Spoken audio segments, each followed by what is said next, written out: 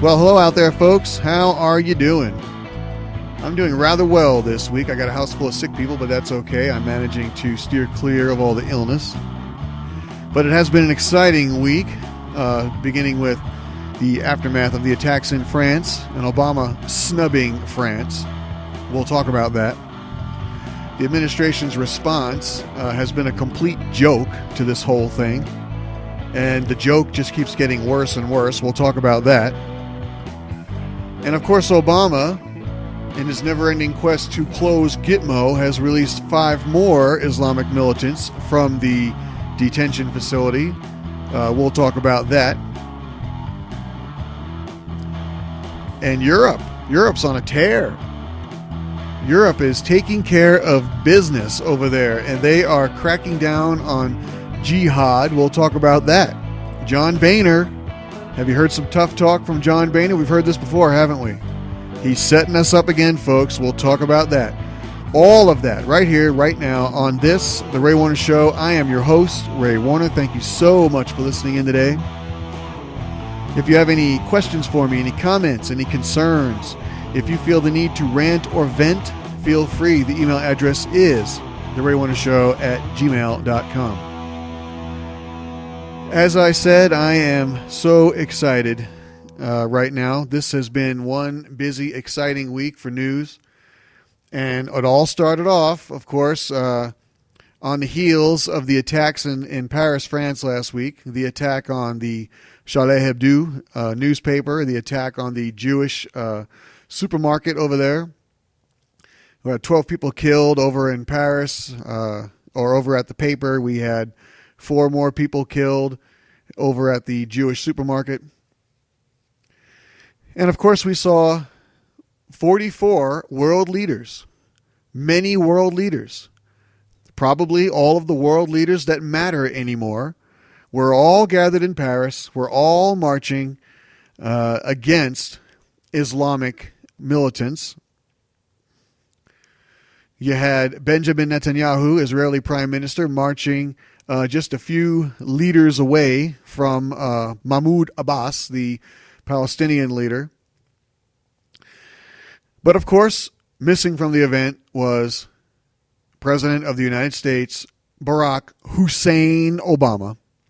Did not attend himself, did not send his stooge, Joe Biden, did not send Secretary of State John Kerry, and even Eric Holder, who was already in the area, already there with security. Even he jumped on a plane and hot-footed it out of there just to make sure there was no presence, no presence of U.S. officials.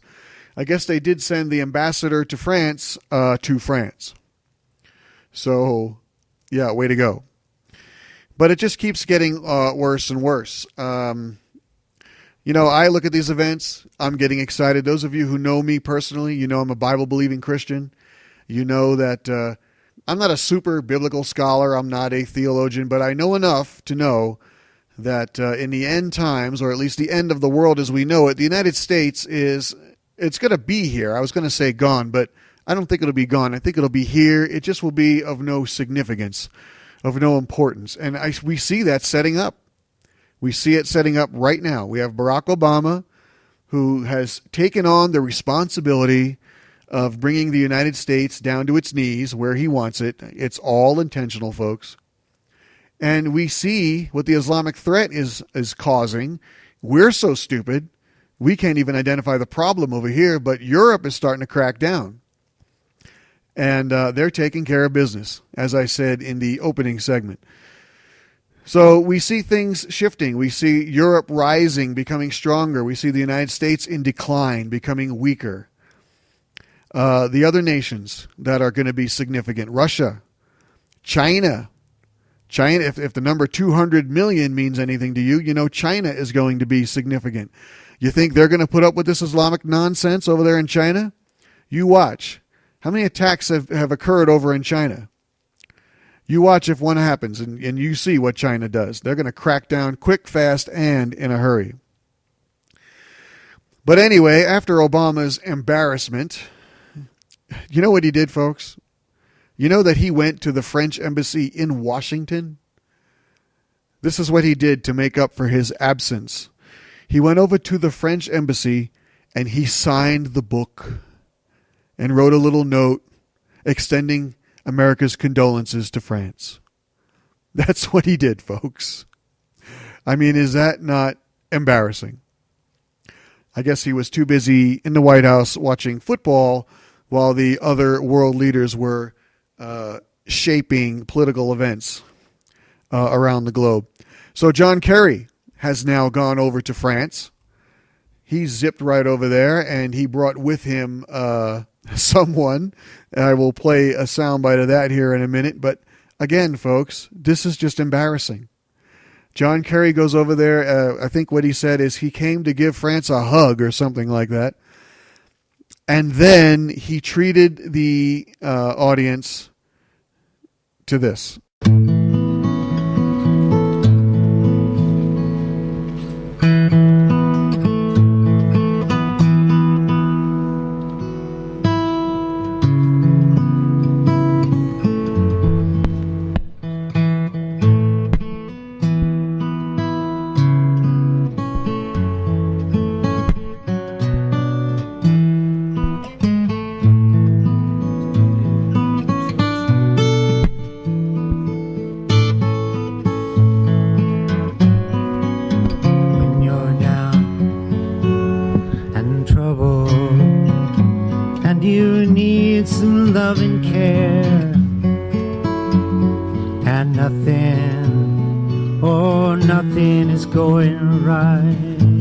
Yes, France, you have a friend. Just close your eyes and think of me when you're down and out and feeling all alone. You know, I don't know what to say to this. I absolutely do not know what to say to what are we doing? What is the United States become? This is our response to an ally under Islamic attack. Who was it who pointed out? Was it Ann Coulter? Someone pointed out recently, I don't have it in front of me, but pointed out that when 9/11 happened, the first world leader to arrive in America was the French president at the time. Did you know that? This is our response to France's attack. We have a buffoon in the White House sitting around watching football when he should be in the streets with the other, or I should say with the significant world leaders marching against Islamic terror. But he can't because he's one of them. But that's what John Kerry treated his audience to. He treated them to, he brought James Taylor with him to let them know that they've got a friend. And of course, there's reaction to this from politicians. Ted Cruz, for one, he went on Fox News, and he had this to say about the president. This weekend was sad to see, and it was a very visual manifestation of what's happened over 6 years. Over 6 years, America's receded from leadership in the world, and we saw it just this weekend as 40 world leaders walking down the street in Paris, and yet where is America? Where is the president? You know, presumably he was back at the White House. They haven't released his schedule, whether he was watching football or what he was doing. He wasn't standing with our allies, the French, and he wasn't standing up against radical Islamic terrorism. He wasn't providing the leadership that the world desperately needs and that America has provided for so long. And I got to tell you, Ted Cruz is spot on here. I sure hope this man throws his hat in the presidential ring for 2016. But he's spot on. The world is desperate for leadership, and a leader is going to stand up, but the leadership needs to come from someone who is a leader, not a divider, not an agitator, not some kind of. The problem was we have for president, we have someone who's a community organizer, and as you can see, the global community managed to organize itself without the assistance of our dear leader. So he just wasn't required, and he's so narcissistic that I wonder if they even invited him. Josh Earnest did say that he didn't even know that the president was invited. I wonder if they even invited him. They must know. I mean, he spies on us, on we the people. Wasn't he spying on Angela Merkel's personal cell phone, the German chancellor? Yeah, we know she's pissed. You think she's going to call him up and say, hey, come join us? We know he snubs Israel every chance he gets. So you know Benjamin Netanyahu is pissed. You think he's going to call him and say, hey, come join us? He's just an embarrassment, folks. It's an absolute embarrassment to see what the United States has become under this fool in the White House. If you listen to the quick reports, and you should, then you heard me do a bit on the president's priorities. And once again, we see where his priorities are.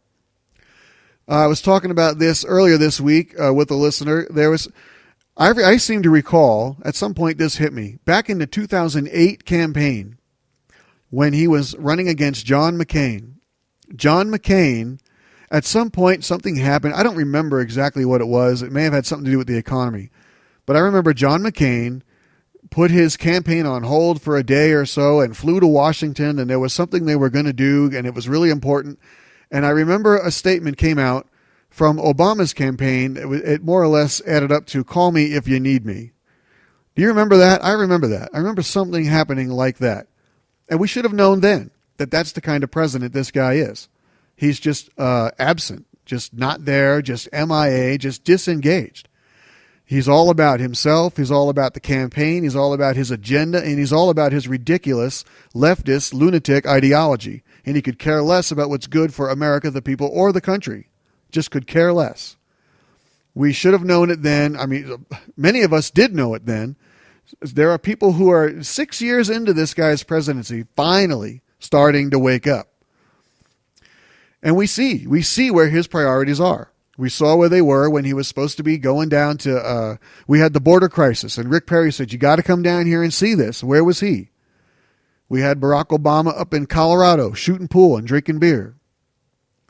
Where was he when James Foley's lost his head? He went to the world and he said, oh, this is a horrible atrocity, right? Something like that. And then within 10 minutes, literally 10 minutes later, he's on the golf course. I mean, you talk about detached. You talk about, even when they got Osama bin Laden, he was on the golf course. They had to go pull him off the golf course. Valerie Jarrett probably had his jacket waiting. Here, put this on. Now sit here so we can take a picture, so he can look like he is somehow engaged in the governing of the country. That's the kind of man this guy is. That's the kind of president he has been. Just AWOL on everything. Everything important anyway. I remember doing a segment on the two Obamas, the one who is talking about the Islamic threat and what we're going to do to fight ISIS. And the Obama all fired up about Obamacare and about amnesty. And about, you get him on the right subject. You get him on some leftist lunatic ideology, and boy, he can be on fire and just talk all day long about it. But you get him on something important, like the American people, the safety and security of the country, the economy, our defense, our national defense. You get him talking about that, it's like he doesn't want to be bothered. It's just in the way. Why are you asking me this? It's pathetic. Meanwhile, what we should be doing here in this country is what they're doing in France, of all places. France, a country we used to make fun of over here for being weak on everything, for being liberal on everything. France cracking down on jihad. Belgium. We saw Belgium cracking down on jihad. We saw Germany. Germany is cracking down on jihad. These people are getting organized. They're sending their cops in there. They're raiding terrorist cells. They're raiding the mosques. I mean, they're making arrests. They are taking care of business. You know that in Belgium, the Islamists had police uniforms? What were they going to do with those? Think about it. Our administration, they can't even say that the threat is Islamic. We can't even get Josh Earnest to say it. We can't even get that Jen Psaki over there at the Secretary of State's office to say it. We can't get John Kerry to say it, and Barack Obama will never say that the threat is Islamic. Instead, we get Josh Earnest saying stuff like this. Accuracy. We want to describe exactly what happened. These are individuals who carried out an act of terrorism, and they later tried to justify that act of terrorism by invoking the religion of Islam. Okay, so his excuse is accuracy. They want to be accurate. And now, did you hear him say these individuals carried out an act of terrorism and then later tried to invoke Islam? Is that accurate? No, Mr. Ernest, that's not accurate. These people planned and prepared for this act ahead of time and went to this place in the name of Islam to commit these murders and avenge Muhammad. That's what they did. They didn't commit the act and then later just happened to invoke Islam. That's not what they did. So if you want to be accurate, let's be accurate. They went there in the name of Islam. They went there for the specific purpose of avenging Muhammad. That's what they went there for. Let's be accurate. You want to be accurate? Let's be accurate. But then we got this gobbledygook. We also don't want to be in a situation where we are legitimizing what we consider to be a completely illegitimate justification for this violence. So you think that by calling them Islamic, you're going to somehow legitimize? You're going to somehow justify? There is no justification for what they're doing. There just is no justification. You can't say that if you label them as Islamic, that that's somehow going to justify what they're doing, because that's not the case. They themselves are going there in the name of Islam. They themselves say that's what they're doing. They themselves say they are avenging Muhammad. That's what they're doing. And for us to repeat their intentions and to say, these people in the name of Islam attacked this place and killed this many people. If we say that, we're not justifying it. That's not a justification for what they're doing. It's just the stupidest excuse I've ever heard for not being accurate. And this, of course, right after he says he wants to be accurate. Then, of course, under the guise of being accurate, he says, they want to crack down on all extremism, not just Islamic. So he was faced with the question, well, could you point out a few other examples that are not Islamic? And this is what he said. James von Braun is somebody who, in 2009, June of 2009, less than a mile from where we stand right now, went to the Holocaust Museum and shot a security guard in pursuit of some radical, violent ideology. Back in 2012, an individual, Wade Michael Page, carried out an assault against a Sikh temple in Wisconsin. It's unclear to me exactly what ideology motivated him, but that is a pretty good example of somebody who has a violent, extreme ideology, and an ideology and extremist practices that are worth countering. Let me just give you one other example that's actually close to my heart. There's an individual who shot up the Jewish Community Center in suburban Kansas City. Now, those three examples that he cited, they were individuals. They were, I don't specifically remember all, I think I remember hearing something about one of those cases, but they were just individuals going in and carrying out an act of violence. And I don't know what their intention or ideology was, but that's no different than, say, Zane Thompson swinging a hatchet around on the streets of New York City at police officers. I mean, he did that in the name of an ideology also, and that was Islam. Now, I don't group him in. When I think of one of these lone wolf attackers, that's not what I'm talking about. I'm talking about the Islamic threat, Josh Ernest. I'm talking about these funded, organized military groups. I'm talking about your Boko Haram. I'm talking about your Hezbollah and your Hamas and your Al-Qaeda and your Islamic State, the Taliban. That's what I'm talking about. I'm not talking about one guy who decides to go nuts one day, wanders into somewhere and starts shooting up people. That's not what we're talking about. We're talking about the worldwide caliphate. We're talking about the intention of these people to bring the world to its knees under their rule, forcing us all to submit to them and to their rule. That's what we're talking about. Okay, so what other threat do you have along those lines when you say you're talking about all extremism? Okay, first of all, does it even include Islamic? Are you even willing to say that? That's the question I would ask. And then number two, I would say, could you please point out one terrorist cell for the Buddhist people? Name one Buddhist group that's going around bombing people. Okay, how about your Hare Krishnas? Okay, how many groups of terrorist cells do the Hare Krishnas have? We all know there aren't any. Not all Muslims are terrorists, but it does seem to be that all terrorists are Muslim. And I don't know why these people can't just say that. If they want to be accurate, then say it. You know who's being more accurate than you? It's Egyptian president Al-Sisi. This guy, if he didn't paint a target on his back, he told a whole room full of imams that it's time for Islam to reform, or it will be in huge trouble. Why do you think that is? You see, I think this guy knows Obama has 2 years left. We're not going to have a fool in the White House forever. Sooner or later, we're going to get our act together. I think we could turn this thing around overnight if we wanted to.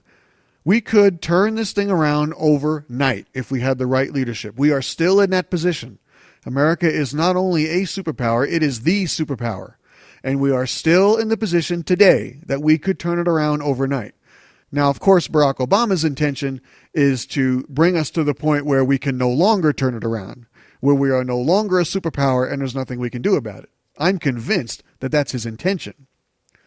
But until that point comes, when evil crosses us, just like we did with Nazi Germany, just like we did with Japan, okay, 1941, World War II was fully raging, and the United States was trying to stay out of it. So we're minding our own business, and Japan bombs Pearl Harbor. And war is hell. Yeah, we dropped 2 nuclear bombs on Japan, but war is hell. We didn't ask for that. We were minding our own business. But when you awake the sleeping giant, and this is what Al-Sisi sees, I think. He sees the sleeping giant. And Europe's starting to wake up. Europe is waking up right now. And if America were to wake up, if we were to get this fool out of the White House and wake up, we could do this. We could do it on a much larger scale. And he knows that. He doesn't want to see the end of Islam. He's saying it needs to reform. I think he's scared out of his mind because he knows history. But what did Obama do? Obama, within a week of this terrorist act in Paris, he releases 5 Islamic militants to Oman, and I think, 4 went to Oman and 1 went to Estonia. He released another 5 Islamic militants out of Gitmo. Now, what kind of message does that send? These 5 Islamic militants that we were holding in Gitmo, they were from Yemen. So within a week of Al-Qaeda in Yemen announcing they were responsible for the attack in Paris, he rewards them by releasing their guys. What message does that send to the Islamic world? We'll be back, folks. Stay right there. You are listening to The Ray Warner Show. We are 5 days away from fundamentally transforming the United States of America.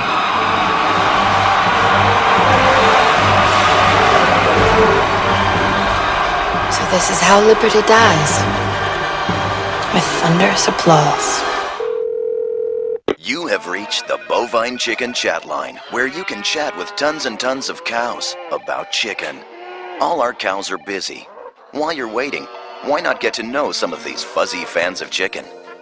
Heifer 9672 is a 1,200-pounder from Kentucky who likes long walks in the pasture, watching cars go by from the pasture, and eating the pasture.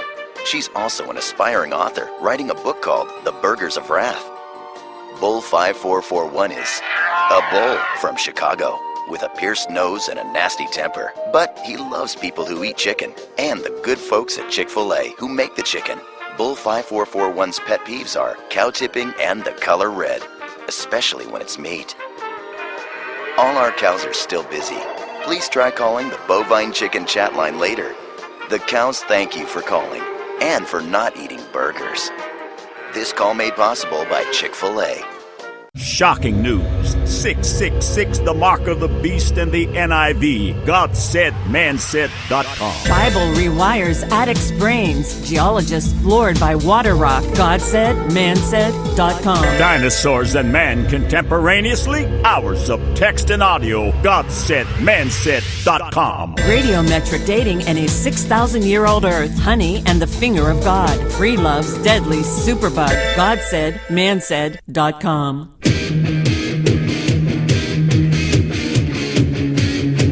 Welcome back, folks. Thank you so much for listening in. This is The Ray Warner Show, hosted by me, Ray Warner. If you want to email the show, if you have any comments, questions, or feedback, feel free. I enjoy it. I love the feedback I get from listeners. I get emails all the time from people around the country, and it's great. The email address is theraywarnershow@gmail.com. Now, under the heading of Isn't That Bizarre? Or you could place it under the heading of stupid people doing stupid things. Some protesters handcuffed themselves. Now, you got to picture this. And if you want, you can see a picture of this on the internet. These people had a 55-gallon drum with holes in it. And the drum, somehow they cast the hole inside the drum so that they could put their arms in it, and the drum was full of cement. Now, that's not light. That's a heavy, heavy thing. But once it was in place on the interstate near Boston in rush hour traffic, these two clowns, one on one side, one on the other, reach inside, and they handcuff themselves inside the hole of the 55-gallon drum full of concrete on the interstate during rush hour.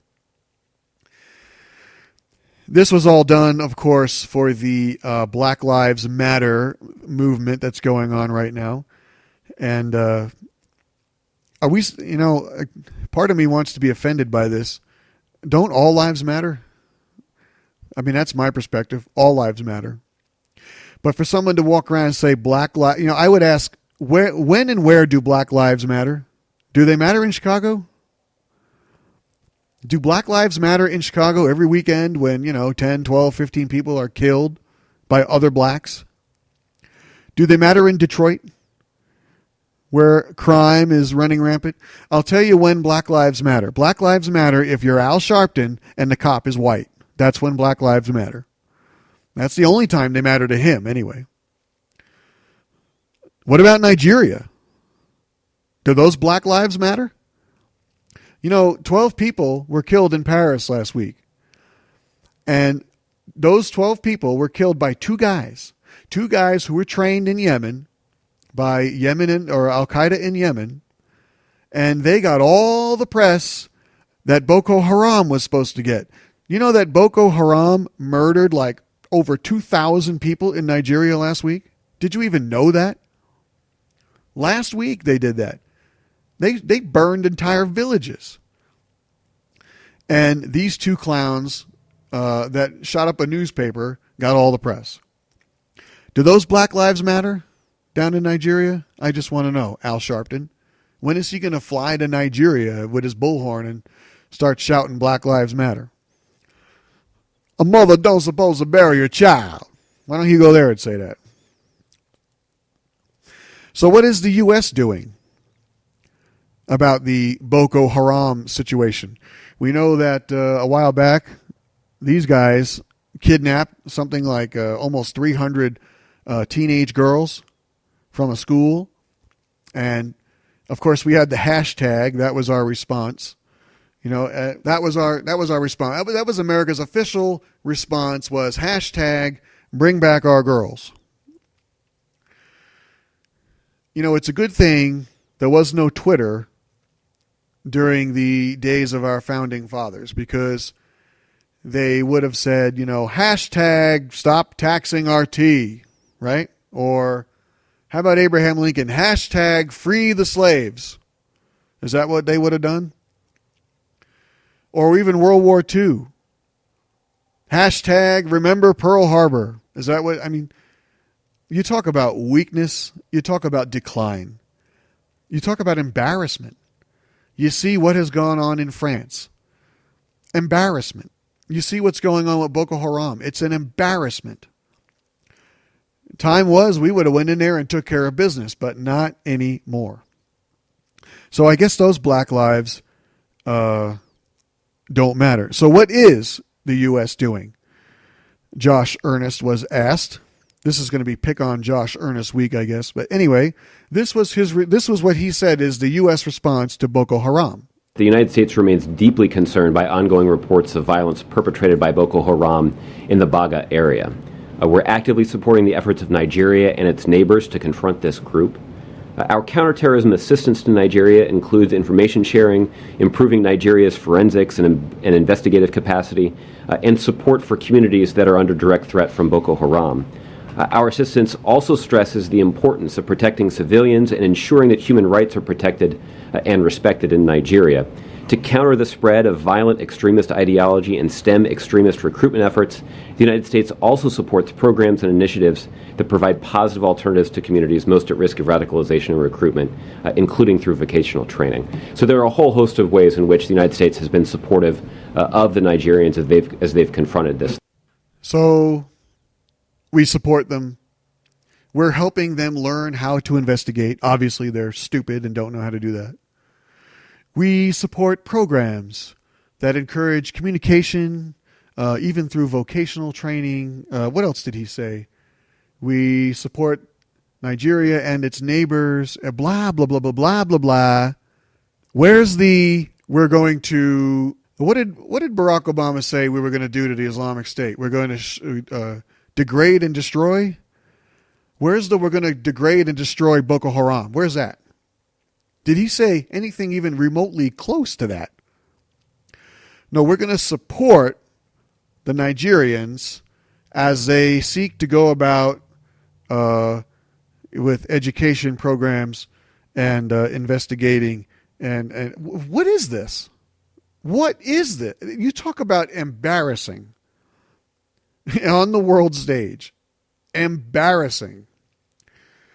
I tell you, folks, I don't know what this country has come to.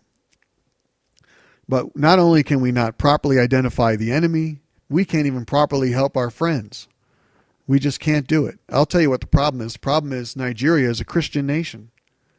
And Boko Haram is a bunch of Islamic nut jobs. So that's who Obama supports because he's one of them. He's on their side. Why don't Josh Earnest just say it? Just say it. Just be honest about it. Jeepers. But not only did he come out with all that gobbledygook, he then had the nerve to say this. There's no doubt that Boko Haram has continued to carry out terrible acts of violence all across that country. And we're going to continue to work with the Nigerian government to improve the capacity of their security forces to protect their population, but also to improve the performance of their security forces when it comes to respecting basic human rights and respect for the freedom of religion. So we're going to work with the Nigerian security forces to make sure that they are respecting basic human rights and the rights to religion. Oh yeah, there's no doubt that Boko Haram, what they're doing is atrocious. What Boko Haram is doing is horrific and atrocious. But as we work with Nigeria, we're going to make sure that the Nigerian special forces, as you go about in your anti-terrorism campaign, make sure you consider the human rights of Boko Haram. Make sure you consider their freedom of religion. What a joke.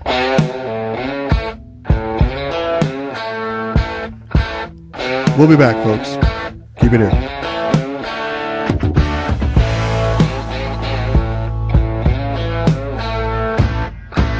You're listening to The Ray Warner Show.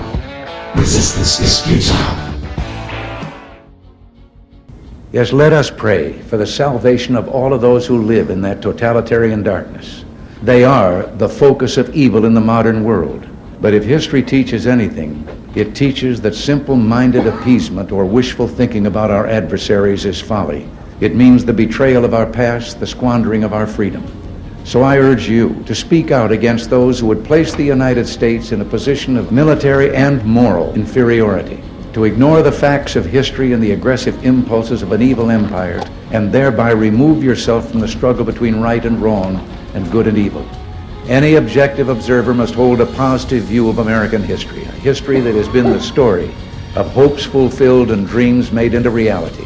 America has kept alight the torch of freedom, but not just for ourselves, but for millions of others around the world. We must never forget that no government schemes are going to perfect man. We know that living in this world means dealing with what philosophers would call the phenomenology of evil, or as theologians would put it, the doctrine of sin. There is sin and evil in the world, and we're enjoined by Scripture and the Lord Jesus to oppose it with all our might. We will never compromise our principles and standards. We will never give away our freedom. We will never abandon our belief in God.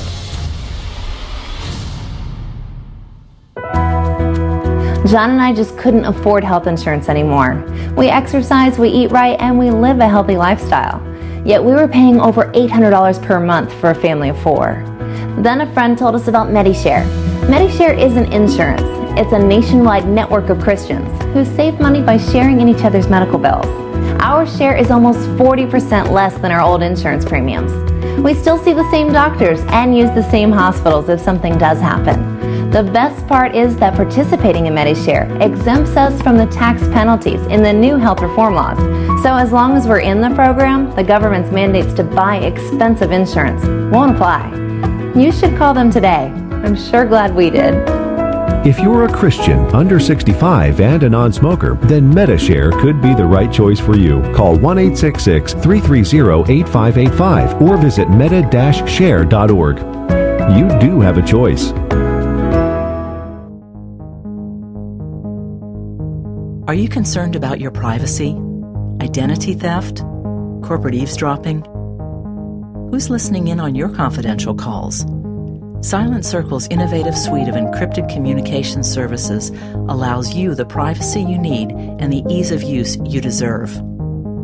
We've built a customized system focused on security, simplicity, and service, fashioned from the ground up by our team of world-renowned experts with no logging, no data farming, and no backdoors of any kind for anyone. When a Silent Circle subscriber makes a phone call, sends a text, or exchanges a file with another Silent Circle member, that transmission is encrypted, peer-to-peer, end-to-end, direct from your own mobile device or personal computer. With the addition of OutCircle access, you can even call individuals outside the circle knowing you're still encrypted to and from the silent network. Whether you're a small business concerned with corporate espionage, a governmental organization tasked to safeguard sensitive operations, or an individual protecting your family, you can trust Silent Circle's user-friendly apps and services to provide you with an affordable alternative to the risk you've had to accept until now. Silent Circle's groundbreaking global platform is the world's standard for secure mobile communications. Send a secure text across town or whisper in someone's ear 10,000 miles away. Silent Circle has revolutionized how the world communicates securely. Get in the circle.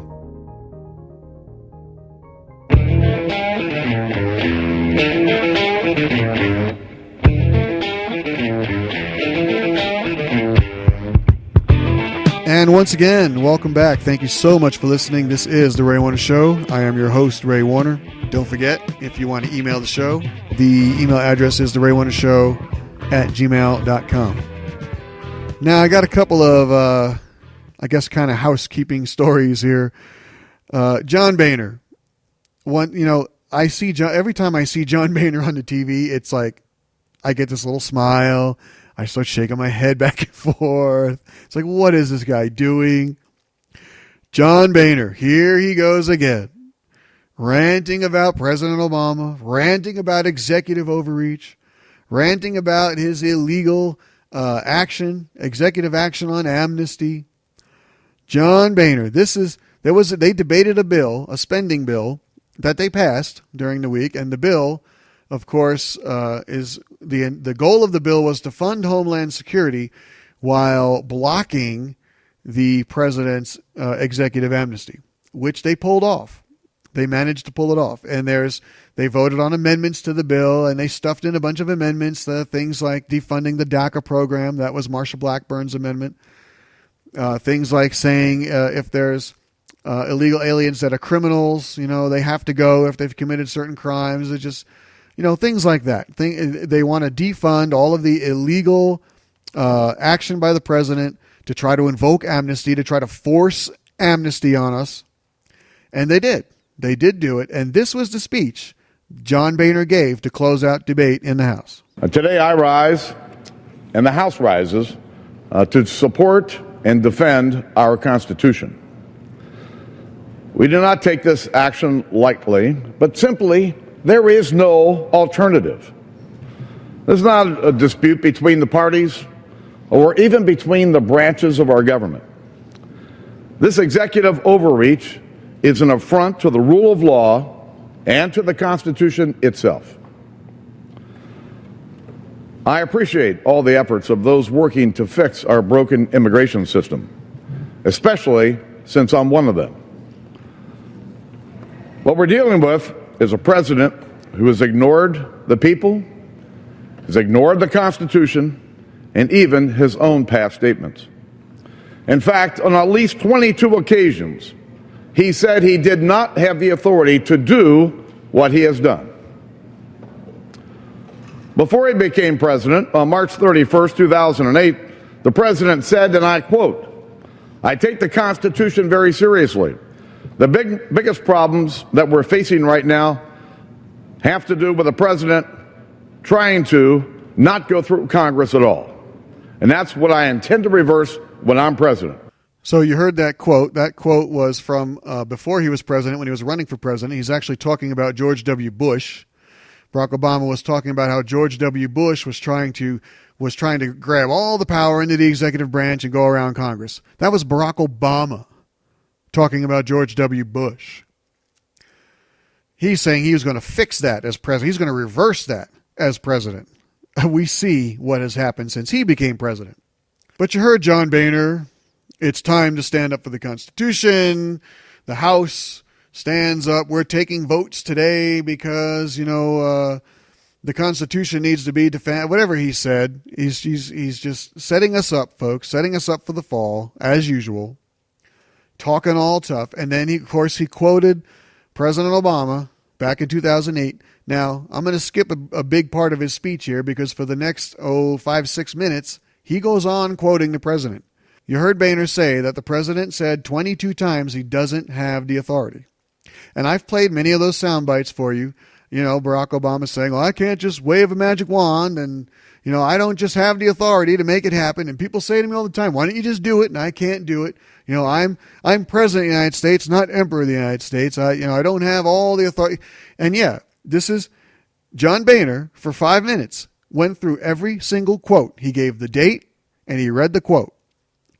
And then at the end of all of that, at the end of saying every single quote from the president, talking about how he can't do amnesty on his own, John Boehner finished up his speech. To think that the President of the United States actually studied constitutional law is one thing. He didn't just teach or learn constitutional law, he taught it as well. But now his actions suggest that he's forgotten what these words even mean.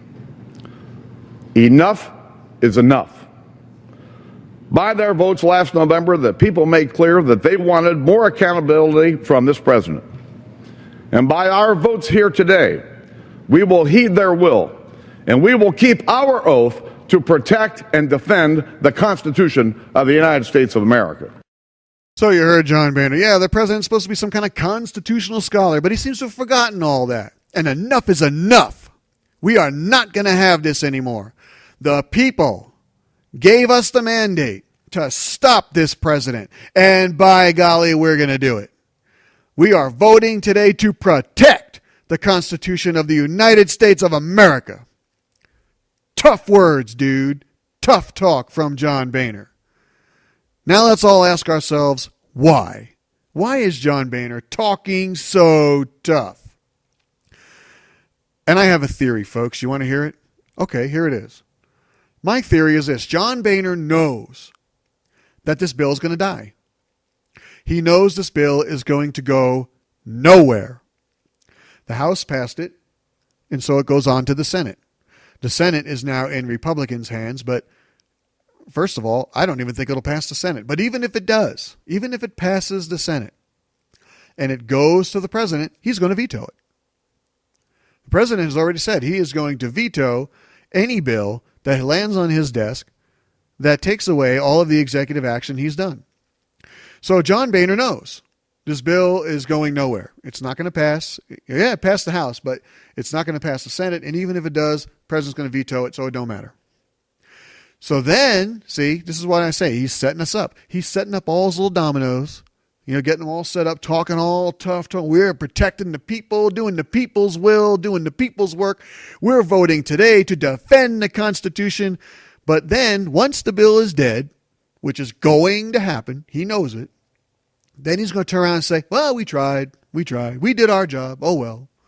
And bink, down go all the dominoes. That's what he's doing, folks. He's just setting us up for the fall. See, I think secretly, John Boehner, he's part of this establishment. He's part of the Washington, I don't even think it's Republican and Democrat anymore. I think it's just, whoever's been there forever. I mean, even Hillary's part of it. She's not even necessarily a politician right now, is she? She doesn't hold any specific position, but she's part of it. She's part of this establishment thing. She's part of this ruling class of people who, they look out from Washington on the rest of us like we're just a bunch of dumb hamsters running in our wheels going nowhere in life. And so John Boehner, being a part of this, well, he can talk all tough because he's Republican. I'm anti-establishment. I'm a conservative. Look at my voting record. He doesn't care. He absolutely does not care where this bill goes.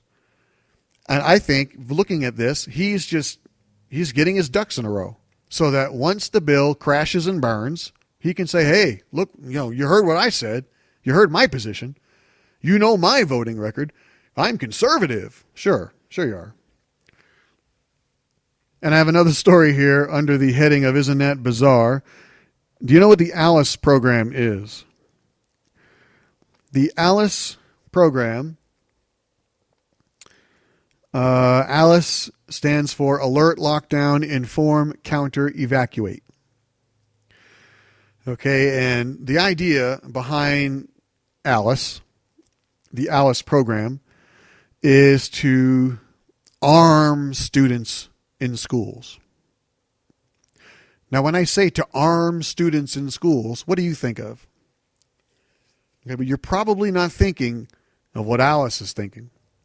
ALICE wants to arm your child in public school with a can of food or a book or something. And they actually they want to start training and practicing so that kids are not, sitting ducks or hiding under desks and stuff when there's school shootings. No, your kid is supposed to have a can of food, and everybody's got their can of food on the desk, and if there's a school shooting, everybody throws their can of food at the guy with the gun. And I'm not making this up, folks. This is, if you want to look it up, what I'm reading is it looks like it's WHNT.com. It's WHNT News 19 is the story that I'm looking at. The principal actually sent home a letter which, let me read you some of this nonsense. We are dedicated to educating and to keeping our children safe at school. As a result of school shootings throughout the United States and discussing with law enforcement on the best procedure to follow to keep our students safe, we are enhancing our procedure for intruders. The procedure will be the same as we have done in the past, with the addition of arming our students with a canned food item. We realize at first this may seem odd. However, it is a practice that would catch an intruder off guard. The canned food item could stun the intruder or even knock him out until the police arrive. The canned food item will give the students a sense of empowerment to protect themselves and will make them feel secure in case an intruder enters their classroom. So your child, if your child goes to public school, you're going to send them with, I don't know, a can of Campbell's tomato soup, and they're going to be empowered by that can of Campbell's tomato soup, and they're going to feel safe. They're going to put that can on their desk, and they're going to go, I am so safe now from an intruder in my classroom, because if he comes through that door, I'm going to whip this can of food at him. I'm sorry, folks. I can't. It's just so stupid. It is so stupid. The sense of empowerment one feels when one is carrying around with a canned food item. When you're walking through the supermarket, when you go food shopping, you pick up a can of corn. Do you feel empowered that you are now able to defend yourself? Should Islamic jihad strike right there in the supermarket, hey, you're good. You got a canned food item, baby. Once again, liberals get us just so far off topic, don't they? Should children bring a can of soup to school? Should they bring a canned food item to feel secure? See, that's the wrong question. Liberals love getting us arguing about the wrong question. The right question is, should we even have public schools? That's the right question. Homeschool your children, folks, because they're being lied to, they're being pandered to, they're being ushered through their, little liberal public school system. You want to empower your children, homeschool them, folks. Keep your children home, homeschool them. Those are your kids. Your kids are gifts from God, and you should homeschool them. Don't send them to some state institution. Think about that. That's what you're doing. You're sending them to a state-run institution. Doesn't that just sound horrible? It is horrible.